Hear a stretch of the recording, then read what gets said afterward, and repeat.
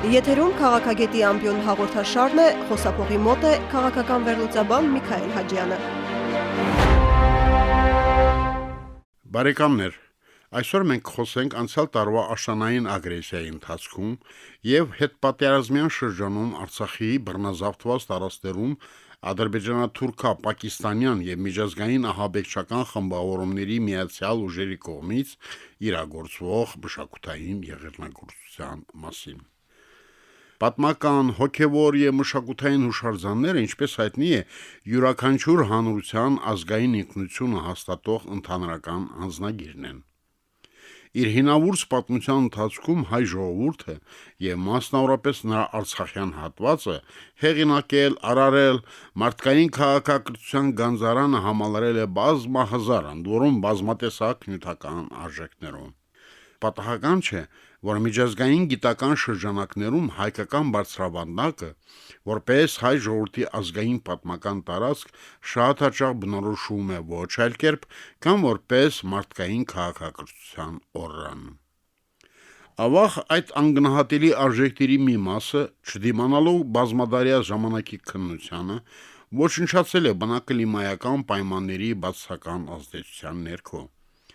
Մի զգալի մասն էլ մասամբ կամ լիովին ավերվել է դարեր ի վեր քանիցս Հայաստան ներխուժած վայրագ ուժերի ասպատակությունների հետևանքով, եւ այդ հուշարձանները ներկա սերունդերին իրենց մասին հիշեցնում են սոսկ անտիրական փլատակների տեսքով։ Մասնավորապես նորագույն դարաշրջանում այդ է հաստատում Օսմանյան Թուրքիայի եւ նրա ներկայիս իրավաժառանգորդ Թուրքիայի Հանրապետության իրավաենթակայության տակ գտնվող Արեմտյան Հայաստանի հայկական պատմամշակութային հուշարձանների ողբալի վիճակը։ Ապա այդ են հաստատում ներկայիս Ադրբեջանի տարածքի տարբեր տարածաշրջաններում հայկական պատմամշակութային հետքի վերացման նպատակով այդ հանրապետության իշխանությունների հետևական քաղաքականության ծանր հետևանքները։ Այդ քաղաքականության ծրագրային շրջանակներում կամ հիմնահատակ ավերվում են հայկական պատմամշակութային հուշարձանները, կամ ջնջվում են խնդրո առարկա կոթողների հայերեն արձանագրությունները եւ կամ դրանք հայտարարվում են որպես թե ներկայիս ադրբեջանցիների նախնյաց աղվանների թողած հետեւապես ադրբեջանական նյութական ժառանգություն։ Հիշում եմ, անցյալ դարի 90-ականներին նորանկախ Ադրբեջանում Նորվեգիայի թագավորության դիվանագիտական առաքելությունը, որպես բարեգործական ձեռնարկ, ստանձնել էր Ադրբեջանի Կուտկաշենի շրջանի Ուդինաբնակ Նիջ գյուղի հայ առաքելական եկեղեցու վերանորոգման աշխատանքների հովանավորությունը։ Ինչպես հայտնի է, ուդինները Հայաստանյաց առաքելական Սուրբ եկեղեցու հետևորդներ են դեռ վաղ միջնադարից եւ բնականաբար գյուղական եկեղեցու բոլոր արձանագրություններն էլ փորագրված էին հայերեն լեզվով։ Եվ ահա Նիջ գյուղ կատարած իր հերթական այցի ժամանակ Նորվեգիայի դեսպանը, նկատելով, որ նորոգող ադրբեջանցի բանվորները եկեղեցու պատերից քերում ջնջում են պատմական վկայագրությունները, անմիջապես որոշում է դադարեցնել աշխատանքների ֆինանսավորումը։ Դեսպանի այդ որոշումը իհարկե աննկատ չմնում Բաքվում եւ մինչեւ իր լիազորությունների ավարտը նա Ադրբեջանի պաշտոնական եւ ոչ պաշտոնական մամուլի վերևներից հրահանգավորված քննադատության թիրախ է մնում որպես ադրբեջանա-նորվեգական բարեկամական հարաբերությունների բնականոն զարգացմանը խոչընդոտող դիվանագետ։ Ներկայումս ուդիններն իրենք, ավելի ճիշտ նրանց հոգևոր առաջնորդներն են, համոթ իրենց սադրանքի գործիք ծառայում ադրբեջանական իշխանությունների ձեռքում, ներկայանալով որպես թե Արեմտյան Հայաստանի եւ Արցախի ավելի քան 150 հայկական քրիստոնեական պաշտամունքային օջախների իրավաժառանգորդներ։ Երևի թե հիշում եք Անկարայի եւ Բաքվի այդ խամաճիկների նման նկրտումների վերջերս արձանագրված Բարիս բուն իմաստով սադրիչ դրսևորումները Վանա լճի աղթամար կղզու Սուրբ Խաչ եկեղեցու եւ Արցախի Դադիվանք վանական համալիրի իբր թե ամենևին էլ ոչ հայկական, այլ անմիջականորեն ու դինական պատկանելության հարցում։ Թե ինչ որոգայթով էին պայմանավորված այդ կրկնում եմ սադրիչ դրսևորումները, կարծում եմ, մեր ունկնդիրների համար պարզեցել պարզ է։ Այնուամենայնիվ, ով երազեք չէ պարզաբանեմ։ Բանն այն է, որ Բաքվում այդպես էլ վերջնականապես չեն կողմնորոշվել ադրբեջանական հանրության պատմական արմատների խնդրում։ Ովքեր են իրենք, կարակոյուն կամ աղկոյուն ցեղերի քոչվոր խաշնարածներ, սելջուկ թուրքեր, թե թուրքմաններ, ինչպես հաստատում են միջազգային գիտական շրջանակները։ Եթե դրանցից մեկն ու մեկը, ապա ուրեմն բնիկ չեն հարավային Կովկասում, այլ հեռավոր Ալթայի երկրամասից կամ Միջին Ասիայից ներկայից Թուրքմենստանից ընդամենը մի քանի դար առաջ ուշ միջնադարում ներթափանցած խաշտարած ցեղերի կամ ցեղախմբերի ժառանգորդներ, ինչը բնականաբար ձեռնտու չէ ոչ ադրբեջանական իշխանություններին եւ ոչ էլ նրանց հանձնարարականով տարածաշրջանի եւ նրա բնիկ ժողովուրդների պատմություն ամենայն գնով խեղաթյուրող ադրբեջանցի վայ պատմաբաններին։ Եվ քանի որ նրանց հայտնի է, որ վաղ միջնադարում այդտեղ գոյություն է ունեցել տվյալ տարածաշրջանի տասնյակ բնիկ ցեղերի մեկ պետական միավորման մեջ համախմբված երկիր, Աղվանից թագավորությունը, որն իրականում գոյատևում էր հայ մեծամասնության կառավարման ներքո, ուստի ահավասիկ տասնամյակների վեր Բաքվում այն դիտարկվում է որպես ազգային ինքնության հստակեցման փրկության օղակ։ Այն է, ներկայիս ադրբեջանական ժողովրդի նախնիկ եղել են հենց աղվանները։ Հետո ինչ որ աղվանները կրոնական դավանանքով քրիստոնյաներ էին, ասում են նրանք։ Հետագա ժամանակներում աղվանների մի զգալի զանգված որպես դավանանք մահմեդականություն է ընդունել, իսկ մի փոքր մասը շարունակել է հավատարիմ մնալ քրիստոնեական ավանդույթին։ Բայց չէ որ երկու դեպքում էլ անկախ դավանանքների տարբերությունից նրանք բոլորն էլ մնացել ու համարվում են նույն ազգային պատկանելությունը կրող հանրություններ, հետեւապես ադրբեջանցիները նույն այդ աղվանների իրավաժառանգորդներն են, այդտեղից բխող տարածքային, պատմական, իրավական, քաղաքական, մշակութային եւ այլ կրվաններով հանդերձ։ Բայց որպեսզի տարածաշրջանի հայկական պատմամշակութային նյութական եւ ոչ նյութական արժեքները, իսկ դրանց տեղակայման վայրերը, այսինքն տարածքները վերջնականորեն հաստատվեն որպես ադրբեջանական, ուստի Բաքուն նախընտրում է աստիճանական անցումը, նախ աղվանական,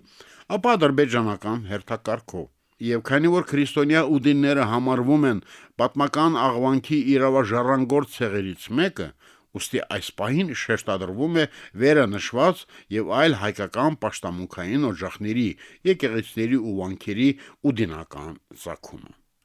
Իսկ պատմական արժեքների հետագա վերաբաշխումը, ինչպես ասում են, տեխնիկայի հարց է։ Արդյունքում ուդիներին եւս ոչինչ չի մնա, եւ նրանք հարկադրված կլինեն կանգնել ճակատագրական երկընտրակի առաջ, կամ ընդունել, որ իրենք իրոք ադրբեջանական ժողովրդի կարծեցյալ նախնյաց աղվանցիների ժառանգներն են, հետեւապես ադրբեջանցիներ են, ուստի պատրաստ են նույնպես կրոնափոխ լինել, այսինքն հրաժարվել քրիստոնեական դավանանքից ու մահմեդականություն ընդունել եւ կամ կիսել տարածաշրջանի իրենց հավատակից հայ բնիկ զանգվածի դառը ճակատագիրը, մարդկային ու նյութական կորուստների գնով բռնագաղթել հայրենի բնորանից։ Ահա սա է սադրանքի մեխանիզմը։ Ուդինները եւ մանավանդ նրանց հոգեվոր առաջնորդները տեսնում, գիտակցում են իրենց սպասվող այդ տխուր հեռանկարը, դժվարանում եմ ասել։ Իլրումը նշեմ միայն, որ արդեն 2 ամիս է, ինչ ադրբեջանական զինուժը, որի վերահսկողության գոտում է գտնում Դադիվանքի վանական համալիրը, արգելում է հայ հոգևոր սպասավորների ելումուտը հայկական սրբավայր, այնտեղ 6 քահանայից մնացել են ընդամենը 4-ը, իսկ հավատացյալներին առանց որևէ պատճառաբանության կտրականապես արգելվում է վանք մտնել եւ աղոթել առ Աստված։ Չնայած, ինչպես հիշում եք, Ռուսաստանի նախագահ Վլադիմիր Պուտինն էր դեռ այն գլխից խոստացել, որ երաշխավորում է հայ հավատացյալների կանոնավոր հոգևոր սպասարկումը Դադիվանքում եւ որ այդ խնդիրը գտնվում է անմիջականորեն իր անձնական վերահսկողության ներքո։ Հետո ինչ որ երաշխավորելը կարող եք հարցնել, իհարկե ոչինչ։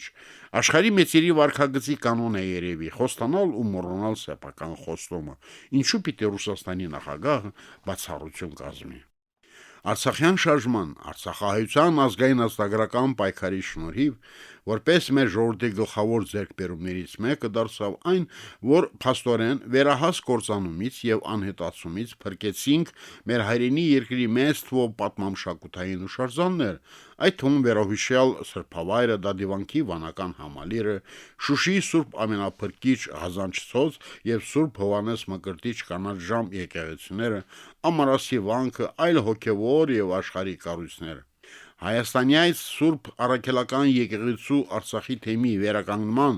եւ նրա առաջնորդարանի եռանդուն ջանքերի շնորհիվ վերանորոգվեցին եւ նույնպես գործող դարձան մի շարք այլ պաշտամունքային օջախներ, կառուցվեցին նորերը Մայրաքաղաք Ստեփանակերտում, Ասկերանում, Մեխակավանում, Մարտունիում եւ այլ բնակավայրերում։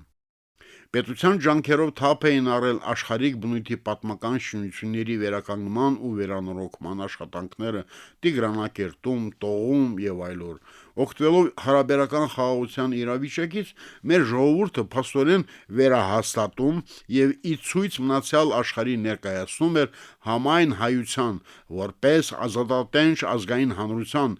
բացարձակապես ստեղծարար բնույթը, հոգևոր ու մշակութային արժեքների մեր համազգային գերապատվությունը։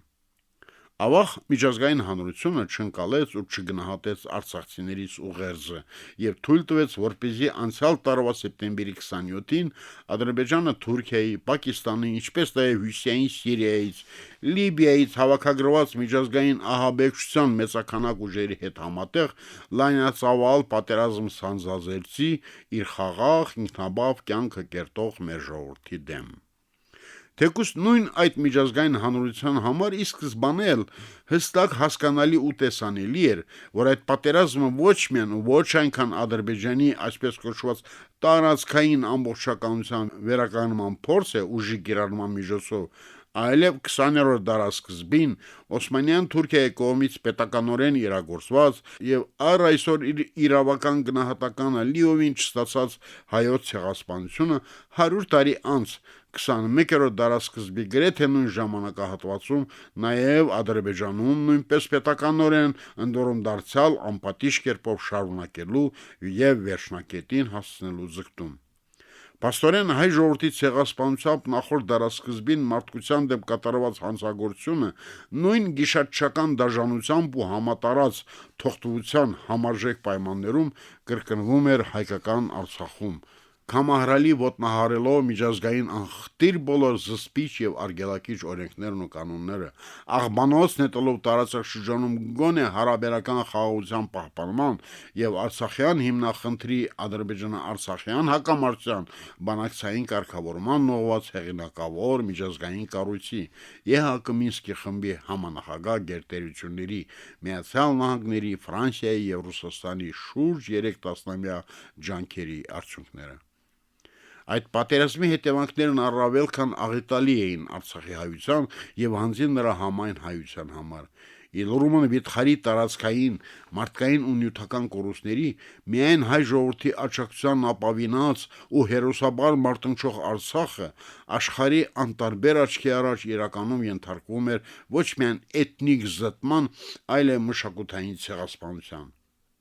Բոլոր այն տարածքներում, որոնք մարտական գործողությունների ընթացքում հայտնվում էին ադրբեջանա-թուրքական եւ ածանցյալ ջիհադիստների միացյալ զինուժի վերահսկողության տակ,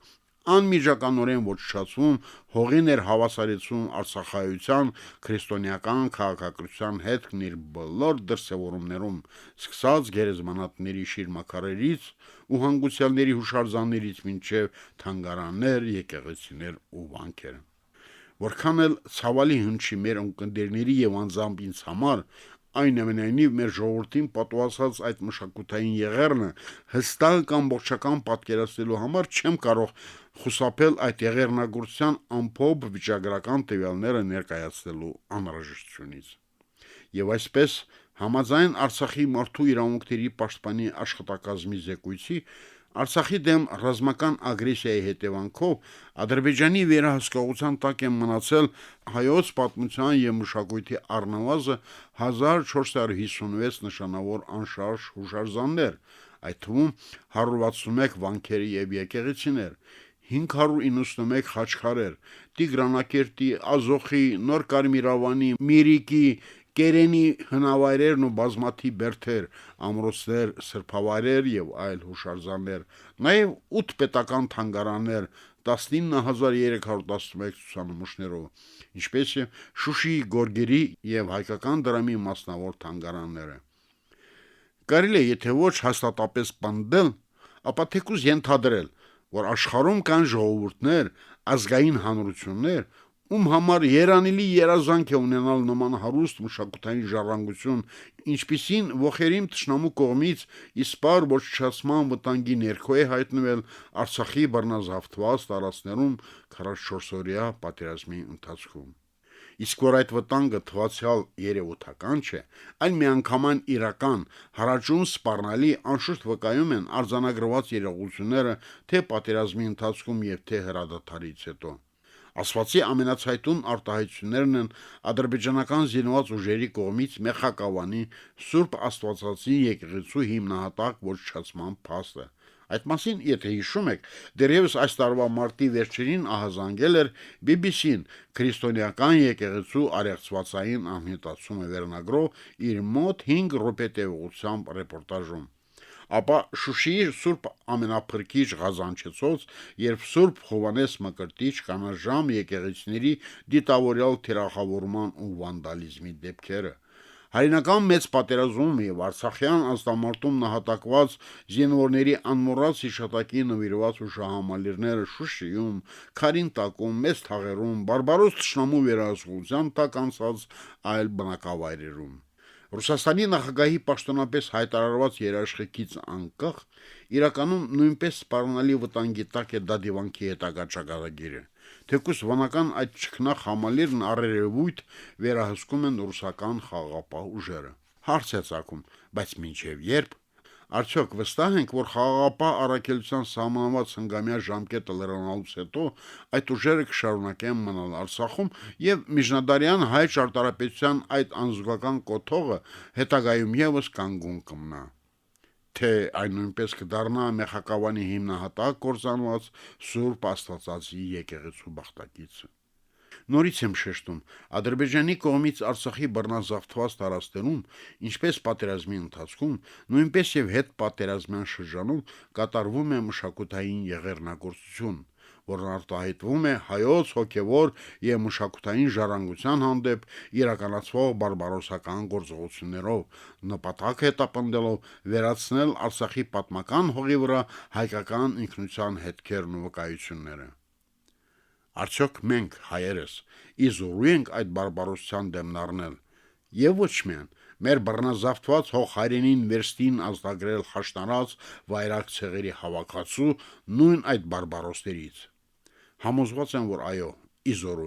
իզորու ենք, եթե ընդմիշտ փակենք Հայաստան-Արցախ սփյուռք մեր երամիասնության այն ճեղքվածքը, որն առաջացել է վերջին 3 տարում եւ որի վերացմանն է ներկայումս ուղղված մայր հայրենիքի Հայաստանի առողջ գիտակից քաղաքական ու հանրային ուժերի եռանդուն ջանքերը։ Ես անձամբ հավատում եմ այդ ջանքերի հաջողությանը։ Վստահ եմ, որ ողջ հայկական հանրությունը այստեղ Արցախում, Հայաստանում ու Սփյուռքում վերստին հստակ կգիտակցեն նախնիներից մեզ ավանդված պարզ ու իմաստալի ճշմարտությունն առայն, որ միասնականության մեջ է ազգի, ժողովրդի ու նրա պետականության հարատևության գաղտնիքը։ Ազգային միասնականությունն է մեր հաղթաթուղթը, մեր ներուժը, միասնականության պահպանումն աչքի լույսի պես եւ նրա ամրապնդումը գործողության նշանաբան պետք է դառնա մեզնից յուրաքանչյուրի, ամեն մի հայ համար, աշխարհի որ ծայրում էլ նա ապրելիս լինի։ Այո, ուժն է ծնում իրավունքը, եւ այդ ուժն ու նրանից սերված իրավունքը համաձայնենք եւ ընդունենք հարգի են մնացյալ աշխարհում, անգամ բարբարոս թշնամու որջում։ Ասենք ամեն։